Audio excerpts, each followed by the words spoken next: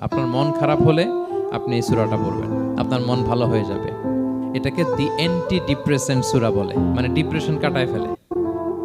আমাদের এরকম অনেক সময় হয় না যে হতাশ, দেয়ালে পিঠ ঠেকে গেছে, কোনো বের হওয়ার রাস্তা নাই, কই যাব, কোথাও সফলতা নাই, সবাই আমাকে ভুল বুঝতেছে, এরকম মাঝে মাঝে হয় না আমাদের? আমাদের সবার লাইফে আপস এন্ড ডাউনস আছে। আপনি যখন ভারাক্রান্ত হবেন, কষ্টে থাকবেন, এই সূরাটা পড়বেন, দেখবেন যে আপনার ডিপ্রেশন দূর হয়ে গেছে। তো আল্লাহর হাবিব সাল্লাল্লাহু আলাইহি ওয়াসাল্লাম যখন এরকম ভারাক্রান্ত ছিলেন, চিন্তিত ছিলেন, তখন আল্লাহর হাবিব সাল্লাল্লাহু আলাইহি সাল্লামকে চিন্তামুক্ত করবার জন্য আল্লাহ তাআলা এই চমৎকার সূরাটি নাজিল করেছেন।